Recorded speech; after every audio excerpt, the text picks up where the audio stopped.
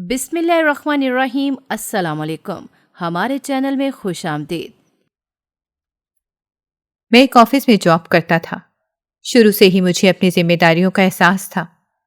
اسی وجہ سے میں چاہتا تھا کہ اپنی زندگی میں کسی اونچے مقام پر پہنچوں، کیونکہ مجھے احساس تھا کہ میری ماں نے مجھے پڑھانے لکھانے کے لیے جانے کتنی ہی قربانیاں دی ہیں۔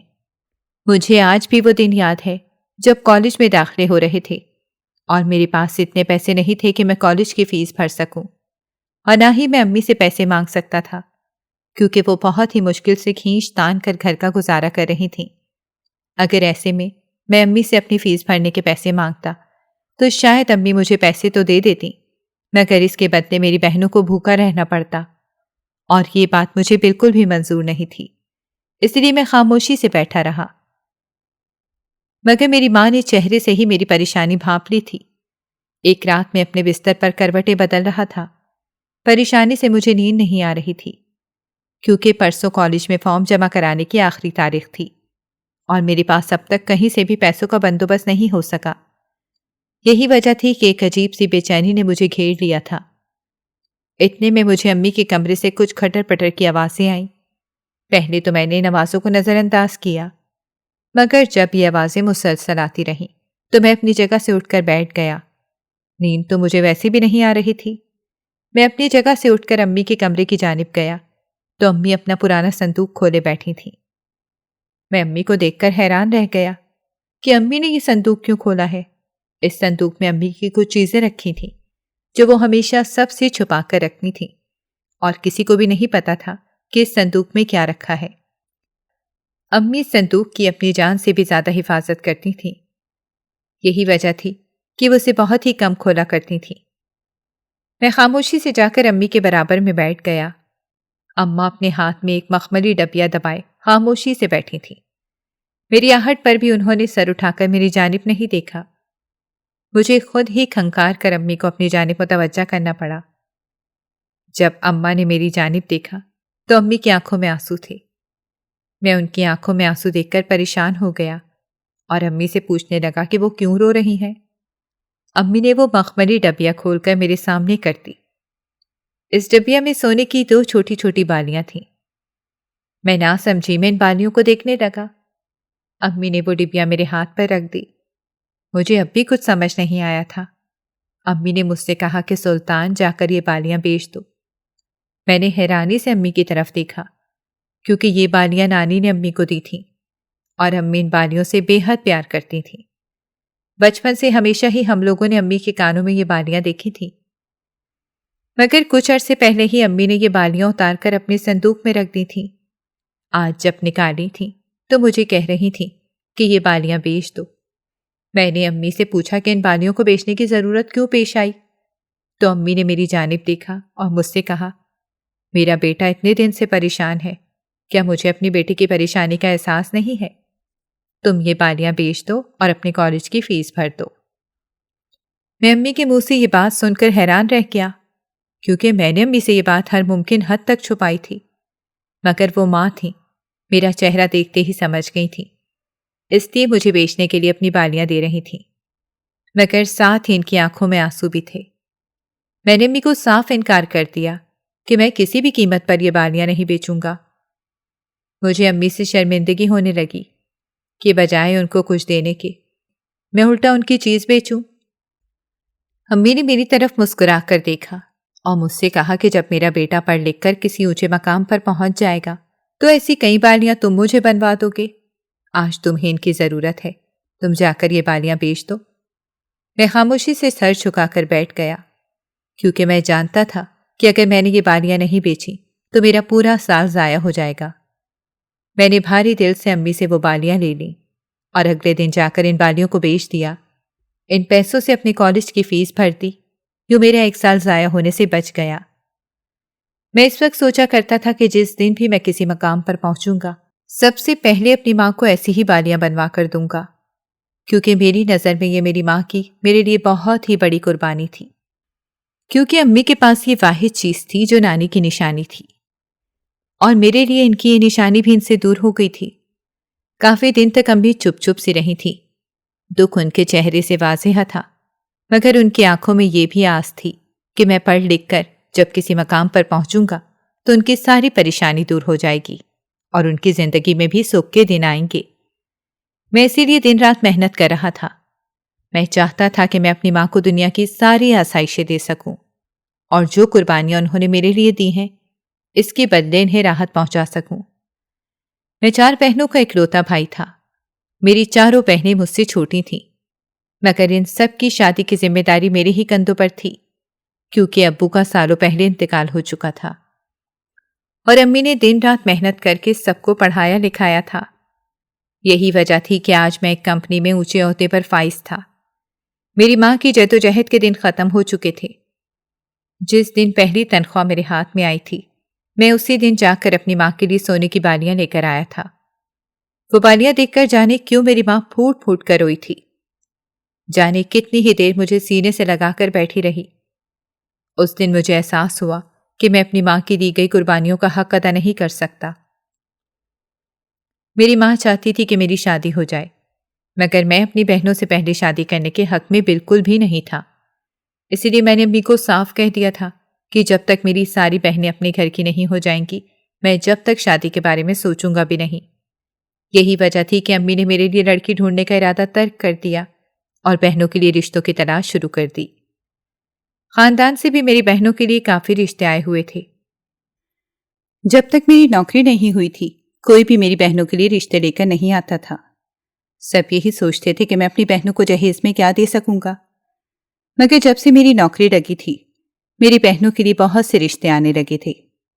امی نے ان رشتوں میں سے دیکھ بھال کر میری 2 بہنوں کی بات طے کر دی اور یوں جلد ہی شادی کی تاریخ رکھ دی گئی۔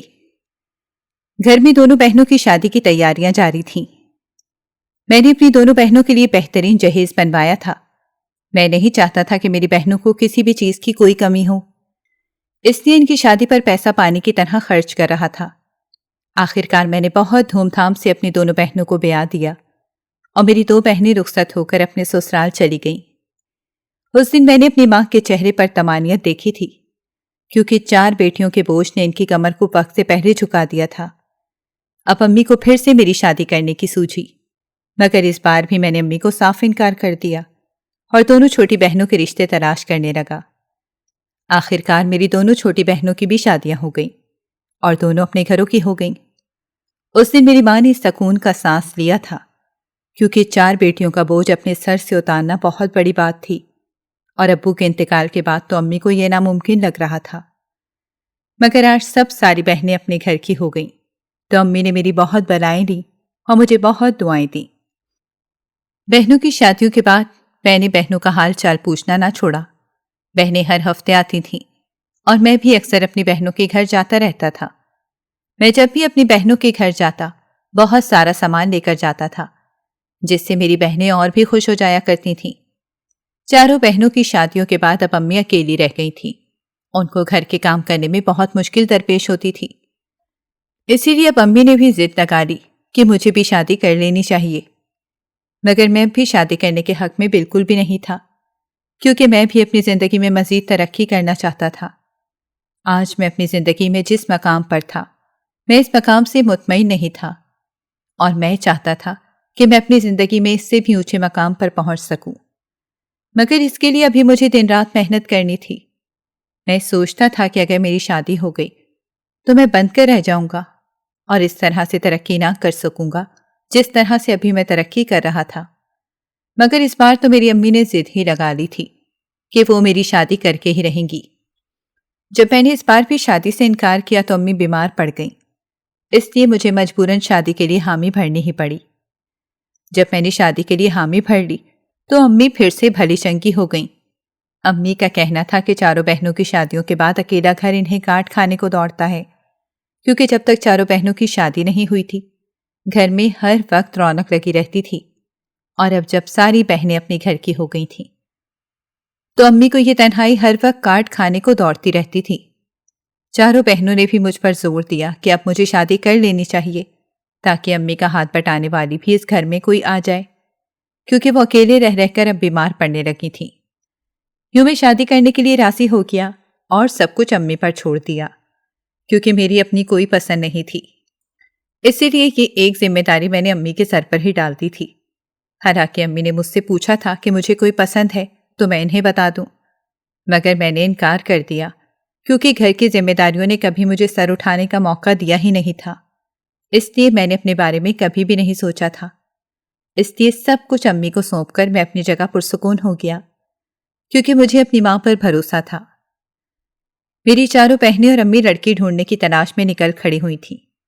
میری چاروں بہنیں ہر ہفتے گھر آتیں اور کسی نہ کسی کے گھر لڑکی دیکھنے چلی جاتیں اور پھر واپس آ کر اس لڑکی میں 1000 کیڑے نکالتیں۔ میری امی اور بہنیں میرے لیے کوئی چاند کا ٹکڑا ڈھونڈنے میں لگی ہوئی تھیں، اسی لیے کوئی بھی لڑکی ان کے معیار پر پورا نہیں اتر رہی تھی۔ کوئی انہیں قد میں چھوٹی نظر آتی تو انہیں کسی کی ناک ٹیڑھی نظر آتی۔ غرض لڑکی والوں کے گھر سے آ کر 1000 باتیں وہ لوگ کرتی تھیں اور اس لڑکی کو انکار کر دیا جاتا تھا۔ میری بہنیں خاندان میں سے کسی کو بھی اپنی بھابھی بنانے کی خواہش مند نہیں تھیں، کیونکہ خاندان بھر میں کوئی بھی لڑکی اس قابل نہ تھی کہ وہ ہمارے گھر میں دلہن بن کر آ سکے۔ ایسا میری بہنیں سوچتی تھیں اور مجھے ان کی سوچ پر کوئی اعتراض نہیں تھا، اس لیے وہ غیروں میں میرا رشتہ تلاش کر رہی تھیں۔ آخر کار میری بہنوں اور امی کو ایک لڑکی پسند آ ہی گئی۔ وہ لڑکی بے انتہا خوبصورت تھی۔ جب میری بہنوں نے مجھے اس لڑکی کی تصویر دکھائی تو مجھے بھی وہ لڑکی اچھی لگی۔ میں نے تو پہلے ہی سب کچھ اپنی بہنوں اور امی پر چھوڑا ہوا تھا۔ یوں میرا رشتہ اس لڑکی کے ساتھ طے ہو گیا۔ میرا رشتہ طے ہونے کے بعد اکثر میری بہنیں مجھ سے کہتی تھیں کہ بھائی شادی کے بعد بدل نہ جانا، اور میں مسکرا کر سر ہلا دیا کرتا تھا اور سوچا کرتا تھا کہ یہ بھی کوئی بولنے کی بات ہے۔ میرے لیے اس دنیا میں سب سے پہلے میری امی اور بہنیں تھیں۔ یہ شادی بھی میں اپنی امی اور بہنوں کی فرمائش پر کر رہا تھا، تو ایسا کیسے ممکن تھا کہ میں اپنی امی اور بہنوں پر کسی اور کو ترجیح دوں؟ اسی لیے میں نے شادی سے پہلے ہی سوچ لیا تھا کہ کبھی بھی اپنی بہنوں پر اور اپنی ماں پر کسی اور کو ترجیح نہیں دوں گا۔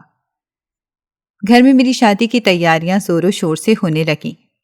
گھر میں پہلی بیٹی کی شادی ہو رہی تھی، اس لیے امی اور بہنیں اپنے دل کے ارمان نکال رہی تھیں۔ میری دلہن کے لیے بہت اچھی اور قیمتی بری تیار کی گئی۔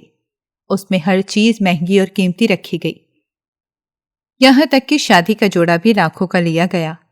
مگر وقتاً فوقتاً میری بہنیں مجھے یہ یاد دہانی کرواتی رہتی تھیں کہ میں شادی کے بعد ان کو بھول نہ جاؤں۔ ایک دن تو میری بڑی بہن رونے لگی تھی اور کہنے لگی کہ اگر تم شادی کے بعد ہم سب کو بھول گئے اور اپنی بیوی کی ناز برداری میں لگ گئے تو ہمارا کیا ہوگا؟ ہمارا تو باپ بھی نہیں ہے، ہمارا میکہ ختم ہو جائے گا۔ اپنی بہن کے منہ سے بات سن کر میں تڑپ گیا اور اسے اپنے گلے سے لگا کر تسلی دی کہ ان سب کو فکر کرنے کی کوئی ضرورت نہیں ہے۔ میری ہمیشہ سے پہلی ترجیح میری ماں اور بہنیں ہی ہیں۔ میری زندگی میں کبھی بھی کوئی تم لوگوں کی جگہ نہیں لے گا۔ یہ سن کر میری بہنیں کچھ حد تک مطمئن ہو گئیں، مگر جانے کہ ان کے چہرے پر ہر لمحہ ایک سایہ سا چھایا رہتا تھا۔ شروع میں جب میری بات لگی تھی تو میری بہنیں بہت خوش تھیں، مگر جیسے جیسے شادی کے دن قریب آتے جا رہے تھے میری بہنوں کی پریشانی بڑھتی ہی جا رہی تھی۔ انہیں لگ رہا تھا کہ کس قدر خوبصورت انہوں نے اپنی بھابھی ڈھونڈی ہے، ان کا بھائی اس کے حسن میں کھو کر انہیں بھول ہی جائے گا۔ جبکہ میں نے شادی سے پہلے ہی خود کو بہت اچھے سے یہ یقین دہانی کروا دی تھی کہ میری زندگی میں میری ماں اور بہنوں کی جگہ کوئی بھی نہیں لے سکتا ہے۔ امی بھی اکثر و بیشتر مجھے سمجھاتی رہتی تھیں کہ شادی کے بعد اپنی بہنوں کو نہ بھول جانا، ان کا باپ نہیں ہے، تم ہی ان کے لیے باپ کی جگہ ہو۔ اور میں تبھی محض سر ہلا کر رہ جاتا تو کبھی امی کو یقین دہانی کرواتا کہ میں شادی کے بعد کبھی نہیں بدلوں گا، مگر جانے کیوں میری ماں اور بہنوں کو ہر وقت یہی ڈر ستاتا رہتا تھا کہ میں شادی کے بعد انہیں مکمل طور پر نظر انداز کر دوں گا یا انہیں بالکل ہی بھول جاؤں گا، جبکہ میں بہت اچھے سے جانتا تھا کہ ایسا کچھ نہیں ہوگا۔ مجھے ایسا محسوس ہو رہا تھا کہ میری بہنیں اور امی پچھتا رہی ہیں کہ انہوں نے میرے لیے اس قدر خوبصورت لڑکی کیوں ڈھونڈ لی ہے، جبکہ انہیں لگ رہا تھا کہ اگر میں اس کے حسن کا اسیر ہو گیا تو وہ لوگ مجھ سے ہاتھ دھو بیٹھیں گے۔ ایسے ہی میری ماں اور بہنوں کے لاکھ خدشوں کے درمیان میری شادی کے دن قریب آ گئے اور بے حد دھوم دھام سے میری شادی کی ساری رسمیں ادا کی گئیں۔ میری امی اور میری چاروں بہنیں اس دن بہت خوش تھیں۔ میری امی تو میری بدائیں لیتی تھک نہیں رہی تھیں۔ یوں میں اپنی دلہن کو بیاہ کر گھر لے آیا۔ گھر آتے ہی کئی رسمیں ادا کی گئیں اور مجھے باہر میرے دوستوں نے گھیر لیا تھا۔ میں کافی دیر تک دوستوں کے ساتھ بیٹھا باتیں کرتا رہا تھا۔ میں اس وقت بہت اچھے سے جانتا تھا کہ میرے کمرے میں میری بیوی بیٹھی میرا انتظار کر رہی ہوگی، مگر مجھے ایسا لگ رہا تھا کہ اگر میں اپنے کمرے میں جلدی چلا گیا تو میری امی اور بہنیں مجھ سے ناراض ہو جائیں گی۔ اسی وجہ سے میں کافی دیر تک اپنے دوستوں کے ساتھ ہی بیٹھا رہا، حالانکہ خود میرے دوستوں نے مجھ سے کئی بار کہا کہ اب مجھے اپنے کمرے میں جانا چاہیے، نئی دلہن کو اتنا انتظار نہیں کرواتے ہیں، مگر میں ان کی بات سنی انسنی کر کے وہیں بیٹھا رہا۔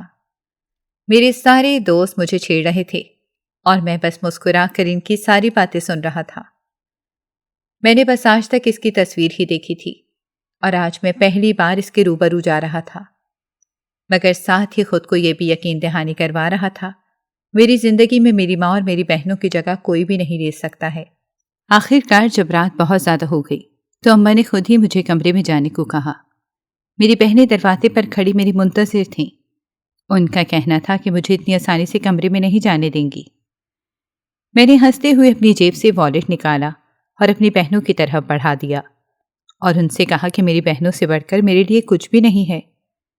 ایسا میں نے جان بوجھ کر کہا تھا کہ میری بہنیں میری اس بات سے مطمئن ہو جائیں، اور ساتھ ہی یہ میں نے اندر کمرے میں بیٹھی اپنی دلہن کو سنانے کے لیے بھی کہا تھا، تاکہ وہ پہلی ہی رات یہ بات ذہن نشی کر لے کہ میری ماں اور بہنوں سے بڑھ کر میرے لیے کچھ بھی نہیں ہے۔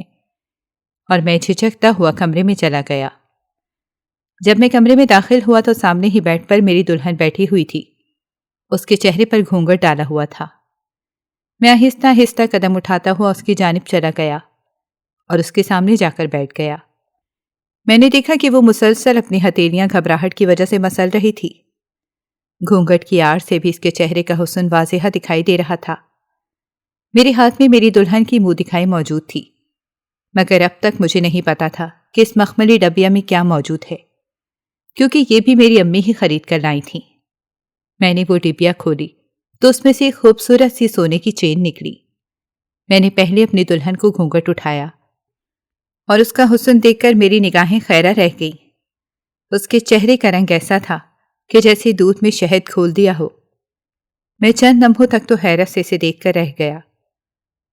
اس کی پلکوں کی چلمن گری ہوئی تھی اور وہ سر جھکائے بیٹھی تھی۔ میں نے ہاتھ بڑھا کر اس کا چہرہ اوپر کیا تو اس نے پلکیں اٹھا کر میری جانب دیکھا۔ اس کی سیاہ آنکھوں میں مجھے اپنا دل ڈوبتا ہوا نظر آیا۔ مجھے لگا کہ جیسے اس کے حسن کے سامنے میں ہار جاؤں گا۔ چند لمحوں تک تو میں اس کے حسن کی طرف حیرت سے دیکھتا رہا۔ اس کا پورا بدن جیسے ایک سانچے میں ڈھلا ہوا تھا۔ یکدم ہی میرے ذہن میں میری بہن کے الفاظ گونجے کہ اپنی بیوی کے حسن میں کھو کر اپنی بہنوں کو کہیں بھول نہ جانا۔ میں فوراً ہی اپنی جگہ سے ہٹ کر بیٹھ گیا۔ مجھے سمجھ نہیں آ رہی تھی کہ میں بات کی شروعات کہاں سے کروں۔ میں نے اپنی دلہن کا ہاتھ پکڑ لیا اور میری جانب دیکھنے لگی۔ میں نے اس سے کہا کہ اگر تم میری امی اور بہنوں کو خوش رکھو گی تو اس گھر میں خوش رہو گی۔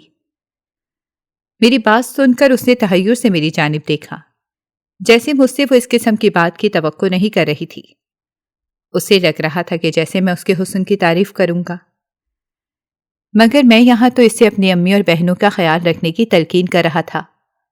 اس کے چہرے پر ایک ناگواری کا سایہ سا لہرایا، مگر وہ خاموش رہی۔ اسے خاموش دیکھ کر میں نے اسے کہا کہ مجھے تمہاری کوئی بھی شکایت نہیں ملنی چاہیے، کیونکہ میرے لیے میری امی اور بہنیں ہی میرا سب کچھ ہیں۔ اگر کبھی مجھے ان سے تمہاری بھی کوئی شکایت ملی تو میں ایک لمحے کی بھی دیر نہیں لگاؤں گا اور تمہیں تمہارے گھر چھوڑ آؤں گا۔ میرے منہ سے بات سن کر وہ پل بھر میں ٹھنڈی تھی۔ میرے ہاتھ میں دبا اس کا ہاتھ یخ لخت ہی سرد ہوا تھا، مگر مجھے اس کے احساسات کی پرواہ ہی کب تھی۔ میں اس وقت بھی اپنی ماں اور بہنوں کو خوش کرنے میں لگا ہوا تھا۔ اس نے نامحسوس طریقے سے میرے ہاتھ سے اپنا ہاتھ نکال لیا۔ چند لمحے پہلے اس کے چہرے پر قوس و قزح کے رنگ بکھرے ہوئے تھے اور اب اس کا چہرہ تاریکی میں ڈوبا ہوا تھا، مگر میں نے پھر بھی اس کے جذبات کا خیال نہیں کیا۔ مجھے احساس ہی نہیں تھا کہ میں اس سے کیا کہہ چکا ہوں۔ میں چند گھنٹوں کی دلہن کو چھوڑنے کی بات کر رہا تھا۔ اس کا چہرہ لٹھے کی مانند سفید پڑ چکا تھا، مگر اس نے اب تک منہ سے کچھ نہیں بولا تھا۔ میں نے منہ دکھائی کی چین اس کے گلے میں پہنانے کے بجائے اس کے ہاتھ پر رکھ دی، تاکہ اسے یہ احساس نہ ہو کہ پہلی رات اس نے اپنے شوہر کو اپنے حسن کا گرویدہ کر لیا ہے۔ اس نے خاموشی سے وہ چین پکڑ کر سائڈ ٹیبل پر رکھ دی۔ میں کافی دیر تک اسے سمجھاتا رہا کہ اسے میری ماں اور بہنوں کے ساتھ کیسے رہنا ہے، اور وہ سر جھکائے میری ساری باتیں سنتی رہی۔ ان ساری باتوں میں ایک بھی بات ایسی نہیں تھی جو اس کے اور میرے متعلق ہو۔ میری ساری باتیں میری ماں سے شروع ہو کر میری بہنوں پر ختم ہو رہی تھیں، اور وہ ضبط کا پیکر بنی میری ساری باتیں سن رہی تھی۔ میں نے اسے بہت اچھی طرح سے یہ بات ذہن نشی کروا دی تھی کہ اگر کبھی میری ماں اور بہنوں کو اس سے کوئی شکایت ہوئی تو میں اسے اسی وقت اس کے میکے روانہ کر دوں گا۔ وہ آنسو پیتی ہوئی میری ساری باتیں برداشت کرتی رہی۔ شادی کی اگلی صبح میری بیوی کا چہرہ بجھا ہوا تھا۔ اس کے چہرے پر وہ رونق نہیں تھی جو ایک رات کی دلہن کے چہرے پر موجود ہوتی ہے۔ وہ بار بار اپنی آنکھوں میں امنڈ آنے والے آنسوؤں کو پیچھے دھکیل رہی تھی۔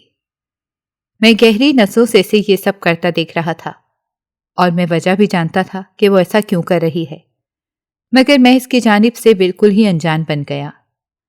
اگلے دن ہی ولیمے کی سنت ادا کی، اور اس کے اگلے دن ہی میری بیوی نے گھر سنبھال لیا۔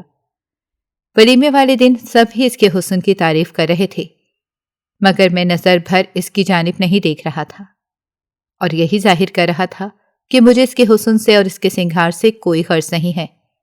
حالانکہ ابھی میری ساری بہنیں گھر میں ہی رہ رہی تھیں۔ وہ چاہتی تو اسے کچھ دن تک آرام کرنے دیتی، مگر وہ سب بھی اسے کام کرتا دیکھ رہی تھیں۔ ابھی تو اس کے ہاتھ کی مہندی بھی نہیں اتری تھی۔ اپنی بیوی سے سب کام کرنے کو میں نے ہی کہا تھا، کیونکہ میں نہیں چاہتا تھا کہ میری بہنوں کو کسی بھی بات کا احساس ہو۔ اسی وجہ سے میں نے ولیمے کی رات ہی سے کہہ دیا تھا کہ وہ اگلے دن سے پورا گھر سنبھال لے، اور اس نے واقعی پورا گھر سنبھال بھی لیا تھا۔ یہ دن آہستہ آہستہ گزرنے لگے تھے۔ سہانا اب گھر میں ایڈجسٹ ہونے لگی تھی، مگر اس کے اور میرے درمیان دوریاں بہت زیادہ تھیں، اور میں نے کبھی بھی ان دوریوں کو ختم کرنے کی کوشش نہیں کی تھی، بلکہ ہمیشہ ہی میں نے اسے دوری بنانے کی کوشش کی تھی۔ اور اس کی وجہ بھی یہی تھی کہ میں نہیں چاہتا تھا کہ میری وجہ سے میری امی اور بہنوں کو کوئی شکایت ہو۔ میں آفس سے گھر واپس آتا تو سب سے پہلے اپنی امی کے پاس ہی جاتا تھا، اور پھر وہیں بیٹھا رہتا تھا۔ وہ ہم دونوں کو کھانا وہیں لا کر دے دیا کرتی تھی، مگر نہ ہی میں نے اس سے آج تک کہا کہ وہ بھی ہمارے ساتھ کھانا کھا لے، اور نہ ہی امی نے اس سے کہا، اور در حقیقت مجھے اس بات سے کوئی لینا دینا بھی نہیں تھا کہ وہ کھانا کب کھاتی ہے۔ میں تو بس اپنی ماں کو خوش کرنے میں لگا ہوا تھا، اور سہانا کو مکمل ہی نظر انداز کیا ہوا تھا، مگر آج تک وہ کوئی بھی حرف شکایت اپنی زبان پر نہیں لائی تھی۔ ایک رات تقریباً 12 بج رہے تھے۔ میں کام سے آ کر امی کے پاس ہی بیٹھا تھا، اور اب ان کے پاؤں دبا کر انہیں سلا کر میں اپنے کمرے کی جانب جا رہا تھا، جب مجھے کچن سے کھٹر پٹر کی آوازیں آئیں۔ میں نے کچن میں جھانک کر دیکھا تو سامنے پڑی میز کے گرد سہانا بیٹھی کھانا کھا رہی تھی، اور اس کی آنکھوں سے آنسو تواتر سے جاری تھے۔ مجھے حیرت ہوئی کہ وہ رات کے 12 بجے کیوں کھانا کھا رہی ہے۔ مجھے لگا تھا کہ شاید وہ جلدی کھانا کھا لیتی ہے جب ہی ہمارے ساتھ نہیں بیٹھتی ہے، مگر اسے یوں کھانا کھاتے ہوئے روتے دیکھ کر مجھے دل میں شدید بے چینی کا احساس ہوا۔ مجھ سے زیادہ دیر وہاں کھڑا نہیں ہوا گیا تو میں کمرے میں آ گیا۔ اگلے دن جب میں آفس سے آیا اور سہانا نے معمول کے مطابق کھانا لا کر رکھا تو میں نے اسے بھی ہمارے ساتھ ہی کھانا کھانے کو کہا، جس پر اس نے حیرت سے مجھے دیکھا، مگر میری امی کے ماتھے پر تیوریاں چڑھ چکی تھیں، مگر فی الحال وہ خاموش رہیں۔ سہانا بھی خاموشی سے ہمارے ساتھ بیٹھ گئی اور کھانا کھانے لگی۔ میری ساری بہنیں ہر ہفتے گھر آتی تھیں، اور سہانا حتی الامکان ان کی خدمتوں میں لگی رہتی تھی، مگر پھر بھی میری بہنوں کو اس بیچاری سے شکایتیں ہوتی تھیں۔ میری بہنوں کو لگتا تھا کہ ان کی بھابھی ان کے گھر آنے سے خوش نہیں ہے، جس پر وہ 1000 باتیں سے سنا کر جاتی تھیں، مگر وہ آگے سے کسی کو ایک لفظ بھی نہیں کہتی تھی۔ بہنوں کے جانے کے بعد میں اس کے اوپر بگڑ جایا کرتا تھا کہ میری بہنوں کو اس سے شکایت کیوں ہوئی، جبکہ یہ بات تو میں بھی دیکھ رہا تھا کہ وہ کس طرح سے ان کے آنے پر مسلسل ایک ٹانگ پر کھڑی رہتی ہے، مگر یہ سب کچھ دیکھ کر بھی میں اندیکھا کر دیا کرتا تھا اور اسے بری طرح سے ڈانٹ دیا کرتا تھا، اور وہ خاموشی سے آنکھوں میں آنسو بھرے مجھے دیکھتی رہتی تھی اور اپنی صفائی میں ایک لفظ بھی نہیں کہتی تھی۔ میری بہنیں جب بھی آتی تھیں لاس بیس کی کوئی نہ کوئی برائی کر کے جاتی تھیں، اور پھر میں ان کے جانے کے بعد اس پر بری طرح سے برس جایا کرتا تھا، اور ہمیشہ اسے ایک ہی دھمکی دیتا تھا کہ اگر اگلی بار اس کی کوئی شکایت مجھے ملی تو میں اسے اس کے گھر چھوڑاؤں گا۔ اور وہ خاموشی سے سر جھکائے میری ساری باتیں سنتی رہتی تھی، یہاں تک کہ وہ یہ بھی نہیں کہتی تھی کہ اس سب میں اس کی کوئی غلطی نہیں ہے، بلکہ میری بہنیں ہی غلط کہہ رہی ہیں۔ میں اس کی خاموشی کا حد سے زیادہ ناجائز فائدہ اٹھا رہا تھا۔ میں اپنی ماں اور بہنوں کو خوش کرنے میں اس حد تک چلا گیا تھا کہ مجھے اپنی بیوی کے احساسات و جذبات سے کوئی سروکار ہی نہیں رہا تھا، بلکہ میں اسے کوئی بے جان چیز سمجھ رہا تھا، اور اس کے ساتھ میں انتہائی برا سلوک روا رکھا تھا۔ حالانکہ میرا دل کبھی کبھی اس کی جانب مائل ہوتا تھا، مگر اپنی ماں اور بہنوں کی ناراضگی کا سوچ کر میں اس سے دور ہی رہتا تھا۔ اس نے آج تک مجھ سے کبھی بھی کسی چیز کی شکایت نہیں کی تھی، اور نہ ہی کبھی میرے رویے کا مجھے احساس دلایا تھا۔ مجھے خود ہی کبھی کبھی یہ احساس ہوتا کہ میں اس کے ساتھ غلط کر رہا ہوں، مگر اگلے ہی پل میں اپنی سوچ کو دبا دیا کرتا تھا اور اپنے ضمیر کو سلا دیا کرتا تھا۔ میں سوچا کرتا تھا کہ اگر میں نے سہانا کو گھر میں ایک بیوی کا درجہ دے دیا تو شاید میری بہنوں کے ساتھ ناانصافی ہوگی، کیونکہ میرے خیال میں اس گھر میں بہنوں کا حق تھا اور سہانا کا کوئی حق نہیں تھا۔ میں اپنی جگہ کس قدر غلط تھا، اس بات کا اندازہ مجھے ٹھیک سے نہیں ہو پا رہا تھا۔ ہاں، البتہ کبھی کبھی میرا ضمیر مجھے جھنجھوڑ دیتا تھا جب میرے سامنے میری بہنیں سہانا کو نیچا دکھاتی اور اسے باتیں سناتی، تو میں وہیں بیٹھا ہوتا، مگر اپنی آنکھیں اور کان ایسے بند کر لیتا جیسے میں یہاں موجود ہی نہیں ہوں، اور وہ مجھ پر ایک شکایتی نظر ڈال کر خاموشی سے اپنے کاموں میں مصروف رہتی۔ میری بہنیں سہانا کو ہر وقت یہی جتاتی رہتی تھیں کہ یہ گھر ان کا ہے، اور میں اس کے شوہر سے پہلے ان کا بھائی ہوں، اور مجھ پر ان کا حق زیادہ ہے، اور وہ بس سر جھکائی کی ساری باتیں سنتی رہتی تھی۔ کبھی کبھی میرا ضمیر مجھے لعنت ملامت بھی کرتا تھا اور مجھے یہ سوچنے پر مجبور کر دیتا کہ اس سب میں اس کا کیا قصور ہے، مگر میں جلد ہی اپنے ضمیر کو سلا دیا کرتا تھا۔ وہ بھی ایک ایسا ہی معمول کا دن تھا۔ میری ساری بہنیں ہنسی خوشی گھر میں جمع تھیں اور سہانا اکیلے ہی کچن میں سارا کام کر رہی تھی، مگر کسی کو یہ توفیق نہیں تھی کہ اس کے ساتھ اٹھ کر کام میں ہاتھ بٹا لیں۔ وہ اکیلے ہی سب کچھ کر رہی تھی۔ اتنے میں اس نے کھانا لگا دیا اور سب کو کھانے کے لیے بلایا، مگر آج شاید امی کا موڈ اچھا نہیں تھا، یا پھر انہیں سہانا کی کسی بات پر غصہ تھا۔ کھانے میں نمک کچھ ہلکا رہ گیا۔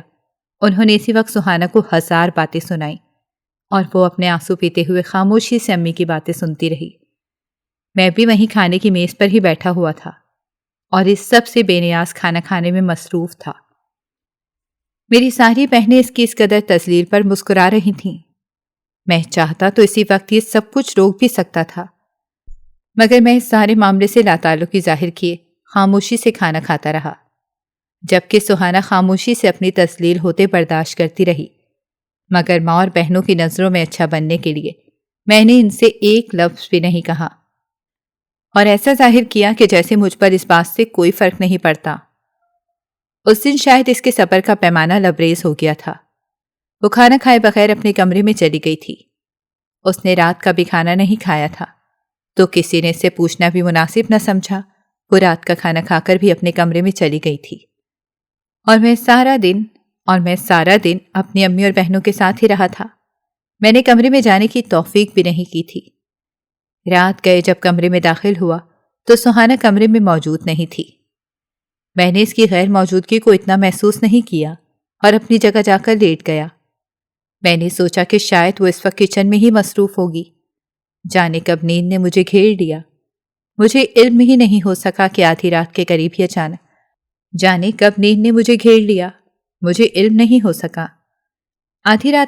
اچانک میری آنکھ کھل گئی۔ مجھے سمجھ نہیں آئی کہ میری آنکھ کیوں کھلی ہے، کہ کافی دیر تک لیٹا چھت کو گھورتا رہا۔ یکدم ہی میرے کانوں میں سسکیوں کی آواز گونجی۔ میں نے اپنی چاروں طرف دیکھا تو مجھے احساس ہوا کہ سہانا کمرے میں موجود نہیں ہے۔ میں حیرت سے سوچنے لگا کہ وہ اس وقت کہاں جا سکتی ہے۔ پھر میرے دماغ میں آیا کہ جس وقت میں سویا تھا اس وقت بھی سہانا کمرے میں موجود نہیں تھی۔ میں یکدم ہی اپنی جگہ سے اٹھ کر بیٹھ گیا اور سوچنے لگا کہ سہانا اس وقت کہاں جا سکتی ہے۔ سسکیوں کی آواز دوبارہ سے میرے کانوں میں گونجی تو میں دوبارہ اس آواز پر غور کیا۔ مجھے سمجھ نہیں آئی کہ یہ آواز کہاں سے آ رہی ہے۔ میں सुहाना की तलाश में उठ खड़ा हुआ। मेरे जहन में दोपहर का वो मंजर लहराया जब अम्मी सुहाना की तस्दीर कर रही थीं और वो बस रोए जा रही थी। मैंने सोचा कि कहीं सुहाना मुझे छोड़कर तो नहीं चली गई। इस सोच के आते ही मुझे अपने जिस्म से जान जाती हुई महसूस हुई। मैं पागलों की तरह सुहाना को पूरे घर में ढूंढने लगा, मगर वो मुझे कहीं भी दिखाई नहीं दे रही थी। अब मुझे हकीकी मायनों में परेशानी ने घेर लिया। मैंने छत की तरफ जाती सीढ़ियों की जानिब देखा। वहां से सिसकियों की आवाज आ रही थी। मैं छत पर गया तो सामने का मंजर देखकर मेरे कदमों तले जमीन निकल गई। मुझे घर पर सुहाना का साया दिखाई देने लगा, मगर उसके साथ कोई दूसरा साया और भी था। मेरी कनपटी की रगें तन गईं और मैंने गौर से देखने लगा। और ये दूसरा साया किसका हो सकता है? मैं धीमे धीमे कदम उठाता सुहाना की जानिब बढ़ रहा था। अब उसकी सिसकियों की आवाज तेज होती जा रही थी। सुहाना किसी के कंधे पर सर रखे रो रही थी। मेरे कानों में अम्मी की आवाज गूंजी कि तेरी बीवी बहुत खूबसूरत है, इस पर नजर रखना। और मैंने सर झटक कर अपनी अम्मा की इस बात को नजरअंदाज कर दिया था। आज मुझे लग रहा था कि मेरी अम्मा ने इसके बारे में सही कहा था। मेरे करीब पहुंचने पर मुझे मंजर साफ दिखाई दे रहा था। चांद भी बदलियों की ओर से निकलकर सामने आ गया था और छत पर पूरे चांद की रोशनी फैल चुकी थी। और सामने का मंजर देखकर मैं मजीद हैरतज़दा रह गया। इससे पहले कि मैं गुस्से में कोई कदम उठाता, मेरी आंखों ने जो मंजर देखा वो मेरे लिए नाकाबिले यकीन था। सुहाना के पास एक बड़ा सा भालू था जो इसे इसकी बहन ने दिया था। सुहाना इसके ऊपर सर रखे बुरी तरह से रो रही थी। इसे किसी अपने का सहारा मयस्सर नहीं हुआ था। वो बेजान चीज को ही पकड़कर रोने लगी। सुहाना को इस तरह देखकर मुझे ऐसा लगा जैसे किसी ने मेरा दिल अपनी मुट्ठी में भींच लिया हो। इस मंजर ने मेरे पैरों तले जमीन खींच ली थी और मुझे एहसास हो गया था कि मैं किस कदर पस्ती में हूं। मैं बतौर बेटा और भाई तो कामयाब हो गया था, मगर बतौर एक शौहर आज पूरी तरह से नाकाम हुआ था। मैं आहिस्तगी से जाकर सुहाना के बराबर में बैठ गया और दीवार से टेक लगा ली थी। उसने चौंक कर मेरी जानिब देखा, जैसे वो इस वक्त मेरी मौजूदगी की तवक्को नहीं कर रही थी। उसकी आंखें बेइंतहा सूजी हुई थीं, जैसे वो काफी देर तक रोती रही हो। उसने एक नजर देखकर मुझसे नजरें हटा ली और अपने आंसू साफ करते हुए वहां से खड़ी होने लगी। उसने अब भी मुझसे कोई शिकायत नहीं की थी, किसी शिकवे को अपनी जुबान पर नहीं लाई थी, और उसकी यही बात मुझे मजीद एहसास जुर्म में मुब्तला कर रही थी। मैंने इसका हाथ पकड़ के इसे दोबारा से अपने बराबर में बिठा लिया और इसका सर नरमी से अपने कांधे पर रख लिया। पहले तो वो हैरतज़दा रह गई, फिर वो पूरी तरह से रोने लगी। मैंने इसे रोने दिया। मैं चाहता था कि वो जी भर के रो ले और अपने अंदर का गुबार निकाल दे। इस वक्त मैंने ये फैसला कर लिया था कि अब इसे कभी भी रोने नहीं दूंगा। जब वो अच्छे से रो चुकी तो मैं इसे लेकर नीचे आ गया। नीचे लाकर मैंने इसे कमरे में बिठाया और खुद उसके लिए खाना निकालने लगा। मैं खाना लेकर कमरे में पहुंचा तो वो तब भी रो रही थी। मैंने इसे जबरदस्ती खाना खिलाया। फिर खाने के बाद मैं इसके कदमों तले बैठ गया। मैं आज समझ गया था कि मैं सुहाना से किस कदर मोहब्बत करता हूं। मैं इसकी चंद लम्हे की दूरी बर्दाश्त नहीं कर सका। आज मुझ पर इस बात का इदराक हो गया था कि अगर सुहाना मुझे छोड़कर चली गई तो मैं इसके बिना एक पल भी नहीं रह सकूंगा। मैंने सुहाना के सामने बैठकर उसके सामने हाथ जोड़ लिए और उससे अपने किए की माफी मांगी। वो हैरत और बेयकीनी के मिले जुले जज्बात के साथ मुझे देख रही थी, जैसे इसे यकीन नहीं आ रहा हो कि मैं इससे माफी भी मांग सकता हूं। उसने तड़प कर मेरे हाथ पकड़ लिए और मेरे हाथों को अपनी आंखों से लगा लिया। मैंने इससे वादा किया कि आइंदा के बाद इस घर में इसके साथ ऐसा रवैया कभी नहीं रखा जाएगा, और वो मेरी बातों पर इस वक्त ईमान ले आई थी। मैंने जो वादा किया था इसे पूरा भी कर दिखाया। मैंने उस दिन के बाद से सुहाना पर तवज्जो देनी शुरू कर दी। मैं इसे घुमाने फिराने के लिए बाहर भी लेकर जाता था। शुरू में मेरी बहनों ने इस बात पर बहुत एतराज किया, मगर मैंने इन्हें यह कहकर खामोश करवा दिया कि अब सुहाना भी इस घर का और मेरी जिंदगी का हिस्सा है, और मेरी जिंदगी में जो अहमियत मेरी अम्मी और बहनों की है वही हैसियत मेरी जिंदगी में सुहाना की भी है। जब मैंने ये बात इन लोगों के सामने वाज़ेहा कर दी تو اس دن کے بعد سے میری کسی بہن نے سہانا کے ساتھ بدتمیزی نہیں کی، بلکہ سب ہی سے اپنی بھابھی کا درجہ دیتی ہیں۔ اور سہانا بھی اس معاملے میں مجھے بالکل بھی مایوس نہیں کیا، بلکہ میری محبت پا کر وہ پہلے سے بھی بڑھ کر میری امی اور بہنوں کا خیال رکھنے لگی۔ میری ماں کے دل کو بدگمانیاں سہانا کو لے کر تھیں، وہ میں نے آہستہ آہستہ دور کر دیں۔ امی کو لگتا تھا کہ سہانا ان سے ان کا بیٹا چھین لے گی، مگر جب انہوں نے سہانا کی عادت و اطوار کو دیکھا تو انہیں اس بات پر فخر محسوس ہونے لگا کہ وہ سہانا کو میرے لیے پسند کر کے لائی ہیں۔ سہانا بھی امی کا بہت خیال رکھتی ہے۔ آج بھی مجھے شدت سے اپنی غلطی کا احساس ہوتا ہے کہ کیوں شادی کے شروع میں سارے رشتوں میں توازن قائم نہ رکھ سکا اور بلا وجہ ہی سہانا کو تکلیف پہنچائی۔ جو رتبہ گھر میں ماں اور بہنوں کو دیا جاتا ہے وہی رتبہ بیوی کو دیا جائے تو گھر جنت بن جاتا ہے، مگر جہاں کسی ایک شخص کو حاکم مقرر کر دیا جائے وہیں گھر جہنم کا نمونہ پیش کرنے لگتا ہے۔ میری بہنیں پہلے کی طرح ہی ہر ہفتے میرے گھر آتی ہیں، مگر آج کسی کی بھی اتنی ہمت نہیں ہے کہ کوئی سہانا سے بدتمیزی کر سکے، بلکہ سب ہی سے اپنی بڑی بھابھی کا درجہ دیتی ہیں اور اس کے ساتھ عزت و احترام سے پیش آتی ہیں۔ میں خود بھی اس بات کے لیے ملامت کرتا ہوں کہ میں نے اس دن سہانا پر شک کیا تھا۔ مجھے لگا تھا کہ شاید وہ کسی کے ساتھ چھت پر بیٹھی ہے، مگر شکر ہے کہ اس وقت میں نے غصے میں کوئی قدم نہیں اٹھایا، ورنہ ایسے جذباتی لوگ غصے میں اندھے ہو کر کوئی غلط قسم اٹھا لیتے ہیں اور پھر ساری زندگی پچھتاتے ہیں۔ آج میں اپنی بیوی اور اپنی ماں کے ساتھ بہت خوش ہوں۔ یہ مرد کا کام ہوتا ہے کہ وہ رشتوں میں کیسے توازن رکھتا ہے۔ نہ ہی مرد کو اتنا بے وقوف ہونا چاہیے کہ وہ بیوی کے ساتھ زیادتی کرے، اور نہ ہی اتنا بیوی کا غلام ہونا چاہیے کہ بیوی کی باتوں میں آ کر ماں اور بہنوں سے بدظن ہو جائے۔ ناظرین، اگر آپ کو ہماری کہانی اچھی لگی ہے تو ویڈیو کو لائک کریں، شیئر کریں اور ہمارے چینل کو سبسکرائب کریں۔ اگلی ویڈیو تک اجازت دیں۔ اللہ حافظ۔